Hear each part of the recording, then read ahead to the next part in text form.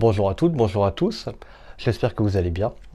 Aujourd'hui, je vais évoquer avec vous un sujet qui, à ma connaissance, n'a pas dû être très souvent évoqué ni sur YouTube, ni sur d'autres chaînes, ni en vidéo, et en français encore moins. Je vais parler avec vous de la plus petite bombe de la Seconde Guerre mondiale que je connaisse, la bombe allemande, la SD-1.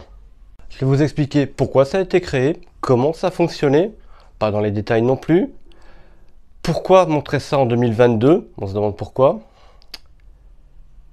et pourquoi c'était aussi dangereux d'utiliser ce type de matériel. Dans un premier temps, il convient de rappeler que la SD-1 fait partie d'une famille de projectiles qu'on appelle les bombes à sous-munitions. Pour simplifier, c'est une grosse bombe, on devrait plutôt dire un container qu'un avion lance du haut du ciel ou même éventuellement qu'un canon peut tirer. À l'intérieur, il peut y avoir des centaines de bombes qui en explosant vont littéralement rendre un territoire adverse intenable.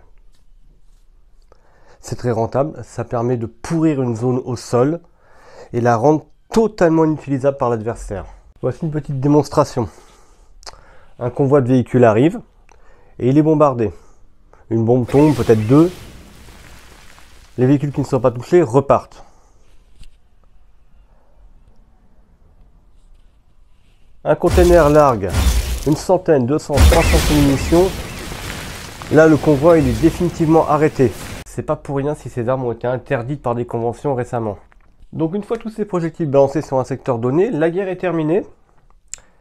Et comme au Cambodge, comme au Laos, où les Américains en ont balancé, au Vietnam aussi, en Afghanistan, bref, tous les champs de bataille récents, en Ukraine, dans le Donbass, ces types de projectiles sont utilisés. Ils sont tirés par avion, par canon, par tout ce qu'on peut utiliser. Les civils, après les guerres, vont se retrouver avec des centaines de projectiles dans leur champ. Ils vont faire comment pour rentrer chez eux, retravailler, recultiver leurs terres? Ça va être très très long. C'est une petite vidéo qui montre comment ça fonctionne. J'ai pompé ça sur internet. Je pense que c'est assez clair au niveau de la démonstration.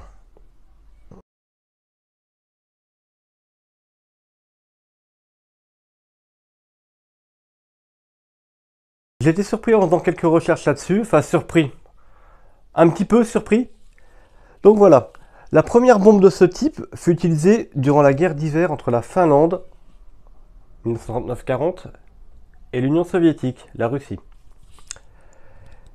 Et ce sont les Russes, à l'époque c'était des Soviétiques, qui les ont employés pour la première fois contre la Finlande.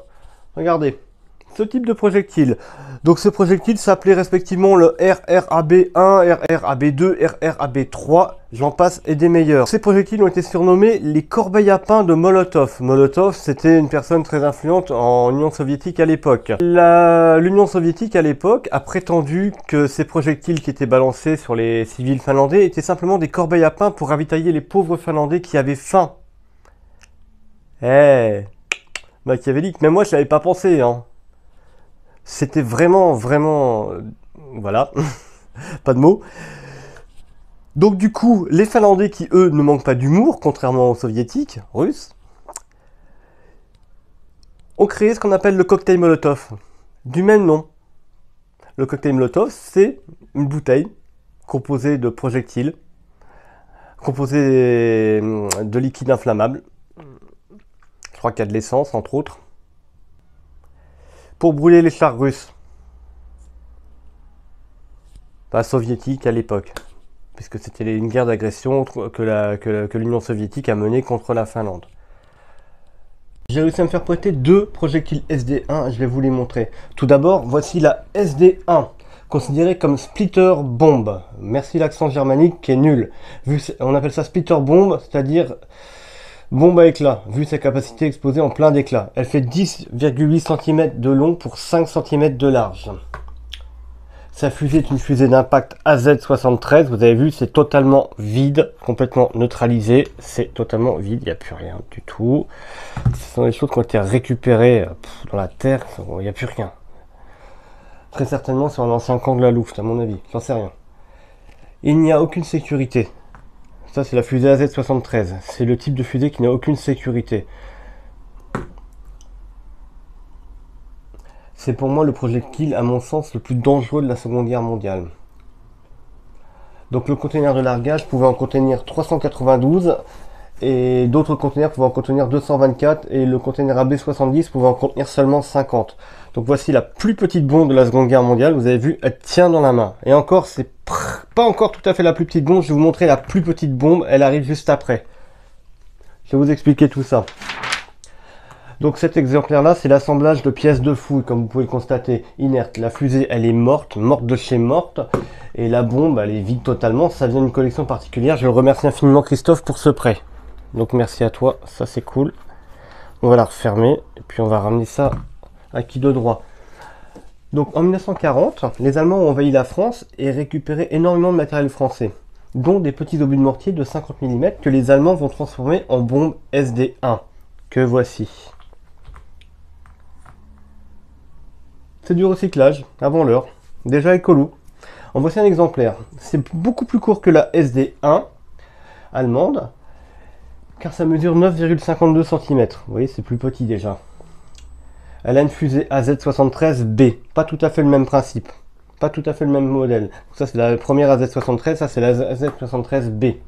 Et bien sûr, elle ne pèse que 500 grammes, alors que l'autre fait à peu près 1 kg. Donc ces types de bombes ont été utilisés durant toute la Seconde Guerre mondiale. Elles sont largement décrites dans les manuels américains, dans celui que je viens de vous présenter, sur les munitions de prise allemandes.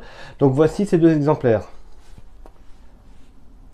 Donc je remercie infiniment celui qui m'a prêté ce matériel-là. Là, vous pouvez le constater, celle-ci, en fait, c'est juste un obus de mortier français qui a été récupéré par l'armée allemande. Ils ont monté des ailettes à l'arrière, une fusée avec une gaine là, qui sert d'adaptateur. Celle-là se démonte très bien, vous avez vu. Et à l'époque, les Allemands ont fait autre chose avec ce type de projectile. Ils fabriquaient aussi des mines avec. Ils mettaient un détonateur là-dessus, ils mettaient ça à la plage. Enfin, ça devait pas faire des grosses mines, mais anti-personnel, ça devait être assez mortel, on va dire. Donc voilà ce que ça donne. Donc vous avez la SD1 et la SD1 version FRZ, Franzose. Donc voilà.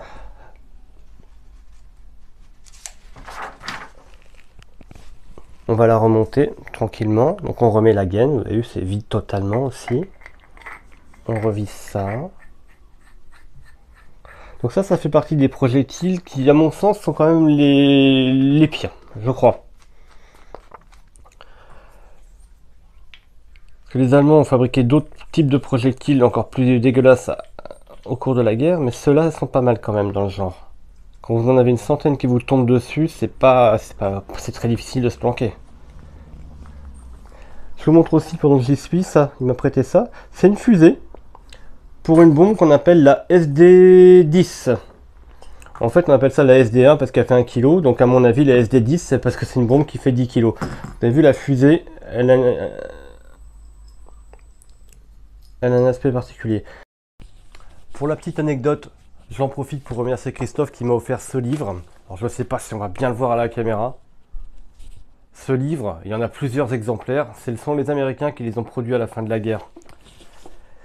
Ce livre, c'est une bible. Il y a toutes les fusées, tous les types d'explosifs. Celui qu'on a vu notamment tout à l'heure, les containers de largage, ils sont là. Ces livres-là, c'est des bibles. C'est des bibles. Il y a tous les matériels représentés dessus. Donc je remercie Christophe de m'avoir offert ça. Je le remercie aussi de m'avoir prêté les 2 exemplaires de projectiles que j'ai pu vous montrer.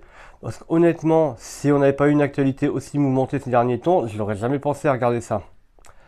Je remercie toutes et tous de m'avoir suivi. Là, c'était un format, on va dire, là aujourd'hui, c'était un format un peu plus exposé, un peu plus détaillé.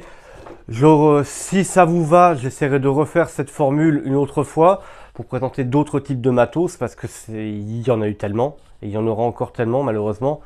Donc voilà, je vous dis portez-vous bien. Je vous dis à une prochaine fois, sans doute sur du format beaucoup plus classique, brocante, encombrant, bazar, bricolage, etc. Donc voilà, je vous remercie beaucoup de m'avoir suivi. Abonnez-vous si vous avez idée. Au revoir.